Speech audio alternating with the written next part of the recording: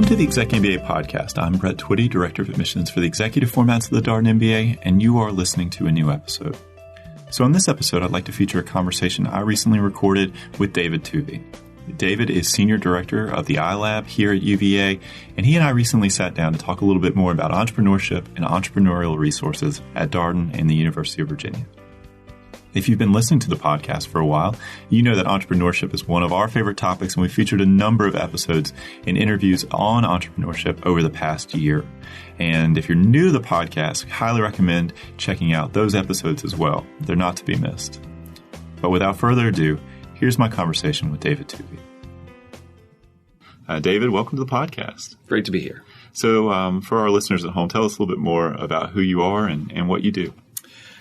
Oh, I like to keep what I do top secret. That makes it a lot easier, particularly during the annual reviews, because there's really no way to know what to measure. That's right. I think someone who has my job does a range of things, everything from constructing and sending out mass emails to alumni of the programs or other programs, just meeting and counseling people, helping them with whatever ideas they're working on, helping to orchestrate competitions across grounds, traveling to events in different cities, answering emails.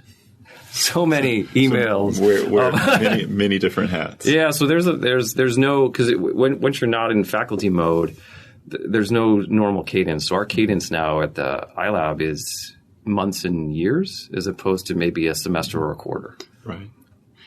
So for folks who are less familiar with the i.Lab, obviously we talked a lot on the podcast here about entrepreneurship, but some folks listening may not know too much about the i.Lab. What is the i.Lab? Okay. I think it's easier to think of the i.Lab as a space or a place, group of people, set of programs and other resources to support entrepreneurs and then just innovators in general. The place right now is around 9,500 square feet on Nash Drive. A mix of classroom space, workspace, makerspace, big lobby with a soon-to-return coffee shop, and then other small meeting rooms. The people, myself, Jason Brewster, who directs the incubator program and other things, Sandra McCutcheon, who supports the various programs and other programming, and then the network of mentors and or advisors with whom we'll connect ourselves or connect any teams with whom we're working. And then the programs, which are those people know about and those that are new and those that I don't even know if we call them programs, but they happen every year. So the one most people know about is the Summer Incubator Program, which is now technically in its 18th year. I'm questioning whether it's in its 19th. I got to find out if there was one summer before 2000 when it actually happened. And this is a 12-week accelerator program that runs during the summer. We also have new programs now, one specifically for Darden students. I call it, I'm a student and oh my God, I have a startup. So it's not for students that are working on ideas, but they're actually managing an early stage company while being a student. That's called Venture Lab. We'll have a new program that's just kerneling out now called Catalyst, which is as much Charlottesville facing as it is university facing, or maybe even more so Charlottesville facing, and that it's just supporting early stage companies in the area that are sort of in the gap between initial product development and customers and funding of some kind or growth. Then we also have a more ad hoc, we'll say, range of innovation or support programming, and that could be anything from an upcoming workshop on 3D printing and CAD to workshops on how to pitch. I know I have one on Thursday night that's more sort of market analysis for people that don't have MBAs. Actually could keep going. Like on this Friday, we'll have 10 entrepreneurs from Latin America here. They're here every Friday for the next month as part of a program run out of the presidential precinct in partnership with this tiny organization called the State Department.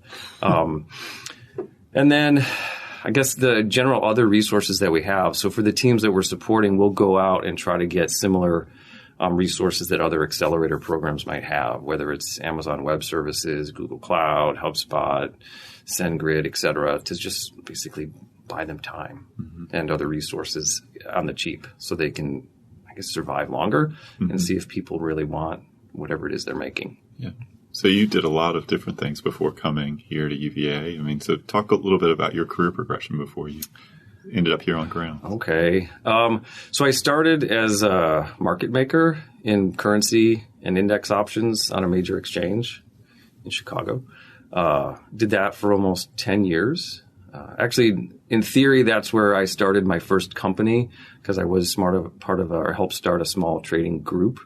Over that decade, physical trading was dying out. We weren't dying. We were fine. But it was definitely going both online and to the over-the-counter environments.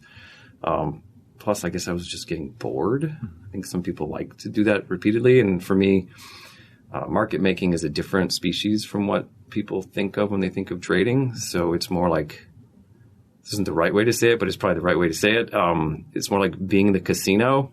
You're buying and selling. You're sort of making both sides of the market. You're not trying to predict up or down. You're adjusting other variables depending upon whether we're going up or down. Then started an early music service in the late 90s, an attempt to essentially back then it was fill a server with music and ask people to pay to have access to and stream that music. It was extremely early in the world of online music services. That became part of a company called Sonic that made a media player. Now people really most people probably don't even listen to music on their computer. It's probably almost in all cases on their mobile phone or mobile devices, which are computers, but they don't necessarily have a player on their desktop. These were software players on desktop. That one was probably one of the most downloaded apps during that 2 or 3 year period. It was acquired by a large search company. Then started to work on hey, let's let people upload videos site. That was too early. It was taken out in the backyard. A hole was dug and it was put to rest. That's like year 2000 stuff. So this is pretty early in the sequence. People had big digital video cameras, not mobile phones, and taking video from them and plugging it into your computer and slurping all the video and then collapsing it, compressing it, and then somehow uploading it over that internet connection that's not that fast, not that quick. Then worked with another media company that was essentially building a platform for personalization. That kind of went sideways. This was around the 2001, 2002 era. It was acquired by a small, I jokingly say a small media company called Sony, which is now, in comparison to what it was, decades ago, much smaller in terms of the devices, I think mobile devices.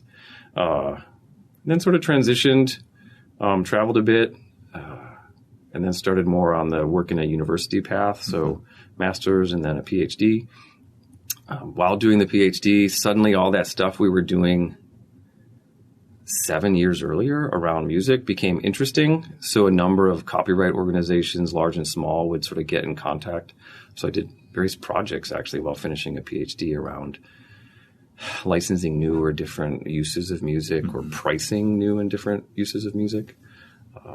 And then started teaching at Washington and Lee, then at UVA. And then I don't really call what I do teaching now because I'm not teaching classes, but then at the i.Lab here at Darden. Yeah. So I guess now we all think about just you listen to music digitally, right? This is a given now. And Spotify, saw the other day, they have close to 160 million users, something like that. I mean, yeah, in the music world, these numbers seem big, but when you compare it to actually how many people listen to music, it's still an early scene. I think what most people don't realize, if they're not old and gray like some of us, is we had these services we tried one in 98. They started to really appear in 2000, 2001, and 2002. And they functioned almost identically the way they function now. You pick a song, press play, and off you go. But it was just too early in terms of human behavior. Regardless of we'll call it a file sharing wave, which is probably the same as it was before. It's just there's so many other humans online. It just didn't really catch on until probably a decade after. Even when Spotify launched in Sweden, in the Nordic regions first, there were other streaming services just like it on the planet. none of them, maybe only one of them, or a very tiny number, actually had a free version. So that's sort of what helped it grow. And in fact, launching where it did, in the part of the world where it did, it was probably maybe one of the few parts of the world that was willing to construct that sort of a deal early on. But we're going down the rabbit hole of musical copyright. We don't want to go down that. That's all right. Well, your point about timing, particularly with sort of tech startups, and is well taken. You think about any of the ride-sharing apps, the sort of socialization of that, the aspect of getting in a stranger's car, or Airbnb, staying in a stranger's house. You don't know these people, yet you're in the probably most intimate spaces in their lives. It's kind of, unless they own a rental property that they happen to list, but that's a little bit different. But it's timing is a lot of it. Yeah, these are not. There's certain aspects, we'll say, of Lyft or Uber that are definitely high-tech plays, but it is as much social, right? People's comfort level, or they're not thinking about it. They're just willing to engage in it and don't think too hard, because if I think too hard, I'll go to the hotel. So you've obviously had a lot of entrepreneurial experience. I mean, what's most exciting to you about sort of being involved in sort of startups or around sort of startup culture and the work that you're doing now? There's a guy, Steve Blank, infamous in the world of startups, who may or may not have, but often uses a phrase, a startup is not a little business. So I think what's interesting to working with startups, or even just people working through ideas, is the earliest moments when there's a lot of uncertainty, but not a lot of risk. And that may seem weird, but there's no downside. If they're wrong, no one's going to get hurt in most cases, unless it's a medical device. But they're really trying to figure out what works and what doesn't, which really is sort of almost like running little social experiments. Like, how does the world work? And does it want the bread that I'm making, right? So it's really this experiment in what the world wants, needs, or otherwise doesn't even understand quite yet. And those moments are really interesting, right? And they are different. They're usually different. You start to see patterns among companies we work with, but they're more industry related. Each company ends up being unique. And then any student idea ends up being usually unique. And when they're not unique, we try to politely let them know otherwise, right? Yeah. But also the behaviors in which you engage as a founder are they're unnatural, but they're natural, I think. So also just encouraging people to do that, to kind of do, I won't say the opposite of what you're taught, but something maybe slightly less planned out than you might have otherwise thought, or maybe actually planned completely differently. So like, no, don't survey all your friends, because they won't know the answer to these questions and they can't give you a good response. Let's build a version of what you're doing.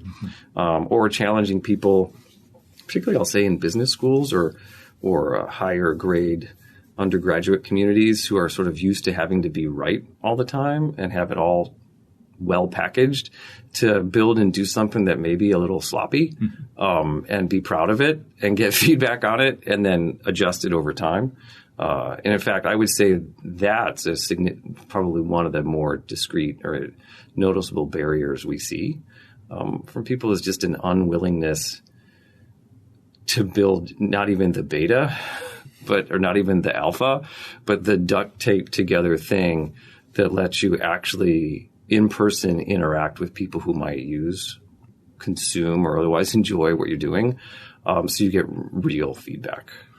We had a conversation with Melissa Stefaniak, who was in the i.Lab this summer, executive MBA student. She was talking about that very thing, about how tendency as a person with an idea is to try to focus on trying to make it perfect by yourself, right, before you ever put it out to the world. But she was encouraged, with her single bake sweets idea, just to get it out there to the people, let them help you figure out what you need. Yeah, and even then, if we think of, say, the summer incubator in particular as a program, when you step back from that as a process, you realize that even that program isn't necessarily uniquely or exclusively about the startups. It's about the people and them picking up a set of tools or tricks or techniques that they can adopt and use in a wide range of scenarios, regardless of whether whatever venture they're working on at the moment is the venture. Because these are things you apply in almost all circumstances. And I think what splinters or starts to fragment away for people eventually is you do these same things at big companies. They call you entrepreneur, or they call you something else in that context, but they're not weird or unique to, quote, small companies. And that's why I think it's a fit that a startup is not a small business. It's it's more like a infant, right? And you're trying to figure out if and how it can survive in the world. And that's a little bit different from, we just make $100 rather than $100,000. Those are just business questions. Like, I can still do that math in any circumstance. It's just one of those misses a few zeros as compared to the other. Thinking about that summer class, how do you feel like the entrepreneurs shape each other, right? Because they're all around. They're in the i.Lab, right? They have to be there a certain number of hours. How does that ecosystem function? So have to be there a certain number of hours is different from they should be there. Sorry. There's no punch clock, but we may want to think about that, actually. I think, they're a support group. Not all of them make it through the summer. They all survive, but the venture might not survive. So they're a support group as they go through the highs and the lows. They're sharing ideas with each other. So kind of getting feedback internally. It's like having it's like having your own focus group every day who's willing to try your product, even if it's made with crickets, as was the case this summer. I think those are probably the two biggest dimensions to sort of the summer cohortiness, like the fact that they're all together. There's going to be different backgrounds as well, so they are able to learn other things from each other. There may be someone who worked, most of them don't make any money yet, so having someone that works in finance doesn't necessarily help you quite yet, but they may have someone working on a similar or different food product, but they've dealt with similar issues around packaging, labeling on packaging for food. One group goes through it, and then information on how to navigate it spreads. There's usually, if someone's working on a software or a webware or some other technical product, there's probably somebody else in the cohort that can help. We haven't seen as much re-teaming as might be expected, where teams are like, this doesn't work, but we really like what you're doing. And they sort of form a new team. But I'm never surprised if that happens. What role do alumni play in sort of supporting entrepreneurship and innovation here? So they're connections into industries, or other companies and markets. So they're an alumni that's a founder, so they're a role model for other students that are thinking about becoming founders. This is why we specifically bring back almost exclusively alumni founders, because they seem like there's a more direct connection between the two. They're advisors or mentors, depending upon how you define the word, for the teams or the people that we're working with. So either helping them understand industry issues or just navigate things as a founder of an early stage company. Their connections to capital or other sorts of resources you might need, regardless of, say, industry knowledge. I think those are the three big bins into which alumni engagement triggers. Sometimes their name's on the building. That's another way in which they engage. But I think in all those cases, even when their name is on the building, they almost put the higher value on their time and their commitment to the people that are in the programs. So, for example, Mr. Lyons-Brown is also a mentor in the program, and he'll meet with specific teams when he's in town. Yeah, he gave a tremendous talk to some of our prospective students. Oh, great. During Darden days, and it's just, his level of energy and passion for entrepreneurship. He's still starting businesses, still doing things, very much active in that space. So, and then Charlottesville, people do talk about the startup community here. I imagine that you have a front row seat or very much involved in a lot of that. For those listeners who are less familiar with Charlottesville or just learning about what all goes on here, how would you describe sort of the entrepreneurial scene here in Charlottesville? So I would say it's not massive, but it's concentrated, very engaging, and probably there's more happening here than people think, and at a level that's higher than I think people anticipate. So there are data science-based early stage companies here that are as interesting as they would be in any other city. There's new and different medical devices. There's a low-powered microprocessor developed here. It's manufactured elsewhere, but it's all designed and built here. You actually have the full portfolio usually of sort of the startup industries. The startups in the energy world are a little bit different, but we've had multiple clean tech or solar and wind power startups in town. So I think people that aren't in Charlottesville don't recognize that there actually is a portfolio of startups in the town, and it's not they're not invisible. They have connections outside Charlottesville, and it's a helpful environment if you're a student looking to work in the startup scene, because we likely know so much of the portfolio because we've interacted with them personally. So we're able to make connections pretty directly. I mean, we have a space we share with others actually downtown to help make these connections more easily, just to be sort of part of the downtown scene. Charlottesville's not huge, but there actually is no direct pathway from North Grounds to downtown. It's all around a bunch of other things. So I'll spend 1 or 2 days or parts of a few days a week not on grounds. So what would you want prospective students to know about the entrepreneurial resources that are available? Say, I'm sitting at home, I've got a strong interest in entrepreneurship, or I have a business idea that I'm coming to business school to potentially pursue. What would you want that student to know? I would say from the Darden side, just know that I believe, as far as I can tell, the full portfolio of support you might need is here and has actually been around for quite some time. So Darden moved pretty early after the Batten gift to develop, courses, programs, other sorts of programming, resources, scholarships, internships, all these sorts of support that plug you into the entrepreneurial or just innovation environment.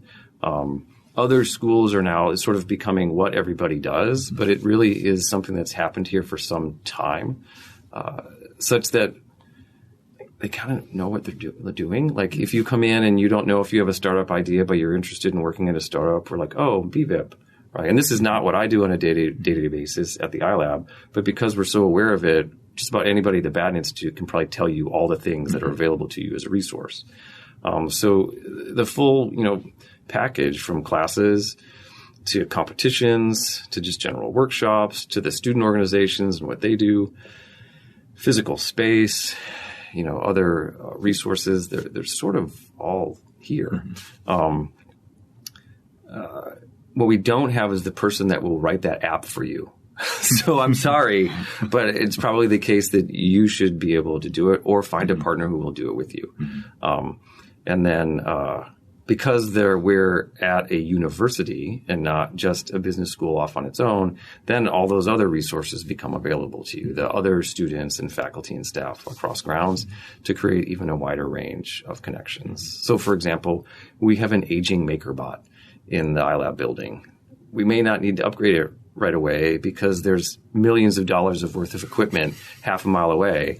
So we'll just deliver you there. And that's a whole range of different 3D printing, prototyping, and other sorts of equipment. So you can sort of leverage the resources of the full university above and beyond the resources that are here. It's been fun for those of us affiliated with the ExecMBA program to have a few students be in the incubator program, and Melissa is the most recent example of that. So one of the things that those students have stressed, and I think you talked about this a little bit earlier, is that entrepreneurship, yes, it's a thing, right? It's something that you do, but it's also more of a mentality, like it's a perspective, a way that you think about problems or approaching problems. And there's lots of different ways you can pursue this interest, right? The i.Lab incubator program is one, but the competitions are potentially another example. And you mentioned earlier that you were involved with the competitions here at the University of Virginia. So talk a little bit more about the ways that students can take their idea and potentially compete. So let's just be clear, executive MBA students are students at the University of Virginia, so they're open, all the competitions are open to them. And in fact, the big competition sequence, the Entrepreneurship Cup or E-Cup, is even open to postdocs above and beyond the student population. Little aside, it may be helpful for folks to know that of all the stages of our present competition, I believe they actually were all born out of Darden or the Batten Institute, meaning it was first a competition here and then it was spread across grounds. The way it's structured now at the university is intended to sort of help people from idea to sort of start something. And that was a lot of sort ofs, because at that stage, there's probably more sort ofs than you'd think. The first stage is the concept competition, which is really honestly that. It's about ideas. Many years ago, there were large prize money at this stage, and that was changed a few years ago. So on grounds and including UVA-wise, 25 teams win $1,000 each. And it's just about surfacing ideas. There's 5 tracks in total, one of which is WISE. The other 4 around technology or health, consumer and B2B, and then social ventures or social entrepreneurship. It's a way to connect with other students who are working on ideas at that point, because the final night in all the tracks will have at least 10 teams. So you've got 40 teams on grounds who are all pursuing something, ready to meet and compete with each other. And then it transitions to the second stage, which is simply called discovery. In its previous incarnation, it was called the effectual de-risking competition. That was a little more complicated to say. So the discovery stage is really about customer discovery. It's built upon the framework of effectuation. So all the pitches and responses from the teams are sort of built upon that language, but it's ultimately guided or geared towards getting you to talk to and interact with actual humans and get feedback on what you're doing and try to get traction. Not like in the hospital traction, but evidence that someone really wants what you're doing, and that there's demand. And then that stage, there's 5 winners, each get $5,000. And notice, because both of those stages are still pretty early, there's no first place, second, and third. It's really difficult for any judge in those circumstances to tell the difference. So they just sort of pick the top 5 in the discovery.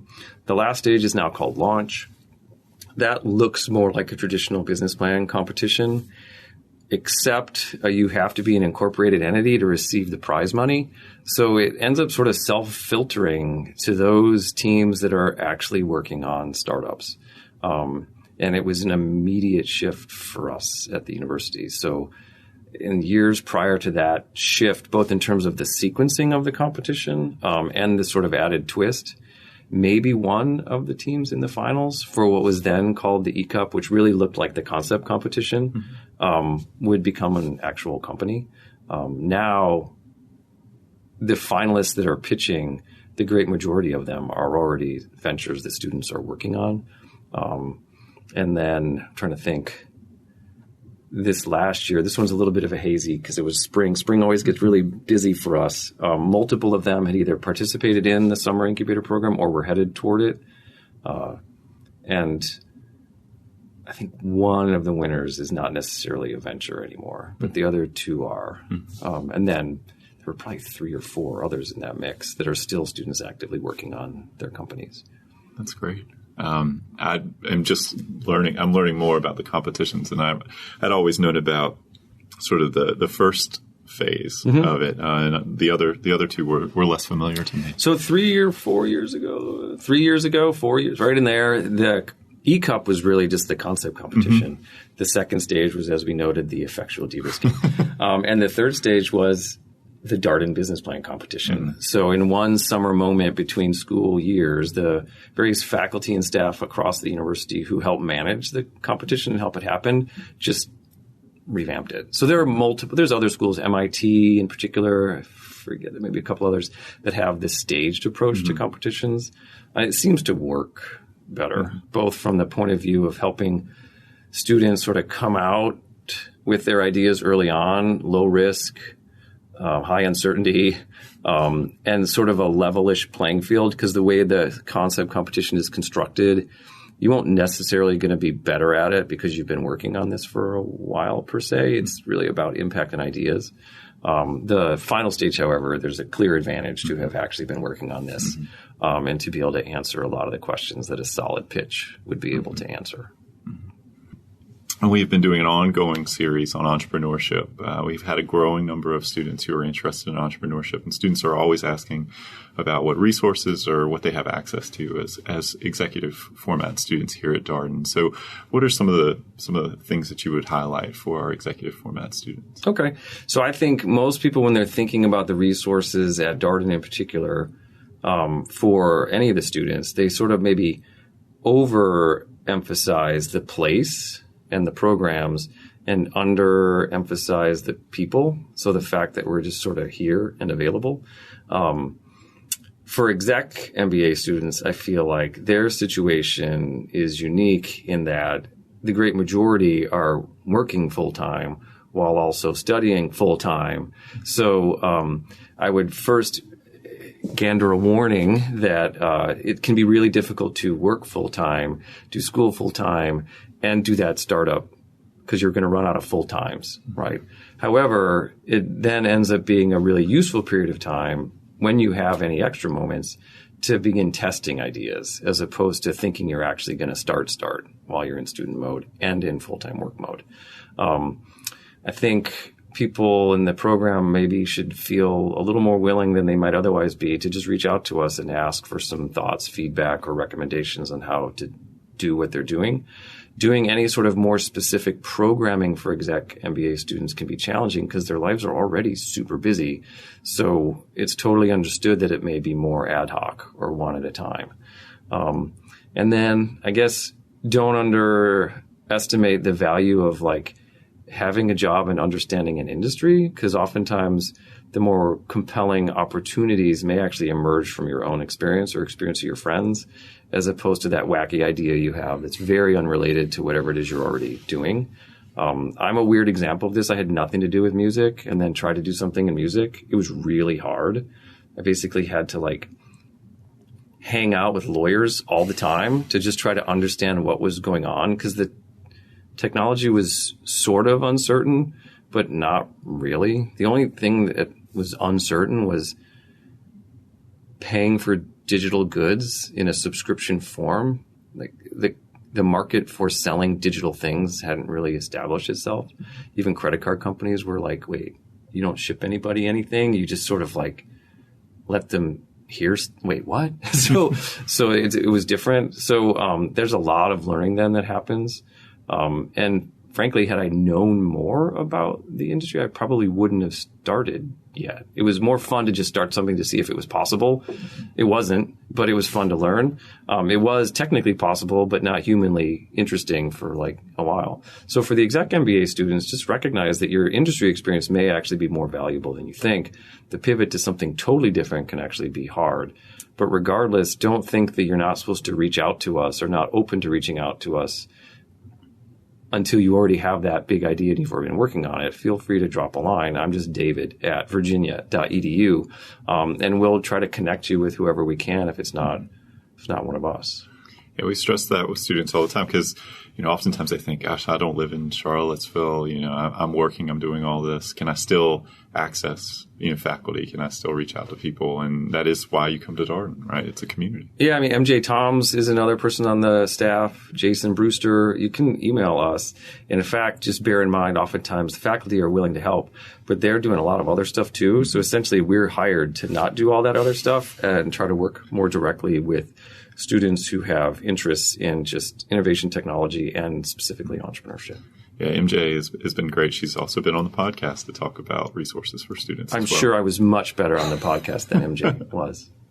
No? Okay. No, that's a fantastic job. And like I said, I think for a lot of students, just knowing that the resources are available and that you can build those relationships, because, to your earlier point, it's all about sort of talking and connecting and sort of investigating something that you might be thinking about. Yeah, and while you're doing school, it's more challenging for the ExecMBA folks simply because of the shortage of time. But it is an interesting moment to just test stuff. The risk level from your opportunity cost is pretty low.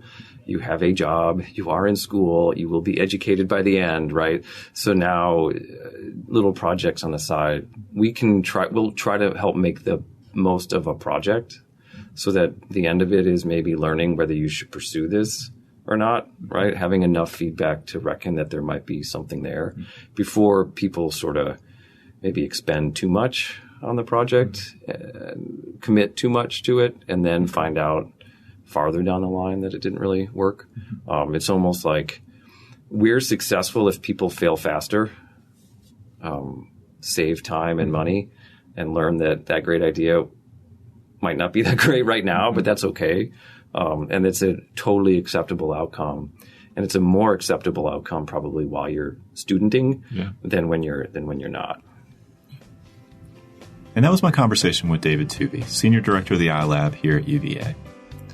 Of course, if you have comments, suggestions, requests, anything you'd like for us to cover here on the podcast, we're all ears. We can be reached at exec, that's ExecMBA at darden.virginia.edu. And until next time, thanks for listening.